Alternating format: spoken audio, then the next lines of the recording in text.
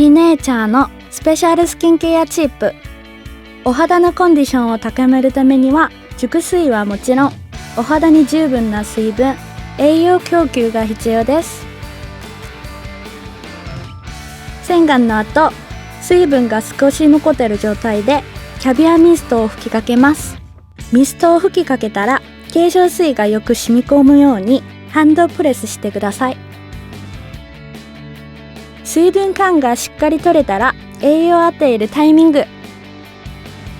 ゲールマスクタイプのネイチャーフェイスマスクを貼り付けて 2,30 分ぐらいお過ごしください。マスクにはシワ改善はもちろん、一般的なシートパックではなく、バイオセルローズゲールタイプでお肌に潤いとしなやかさを与えます。十分に栄養供給ができたらパックを剥がし、ハンドプレスしてください。栄養たっぷり、潤い感が他のパックとは全然違う美ネイチャーフェイスマスク、ぜひお試しください。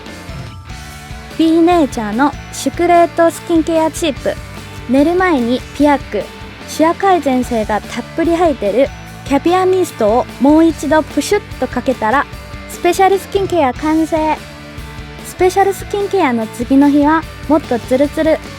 滑らかな透明感のあるお肌になるのはもちろん、化粧塗りももっと良くなります。撮影とか大事なミーティングの前日にはいつも愛用しているピーネイチャのスペシャルスキンケアチップをぜひお試しください。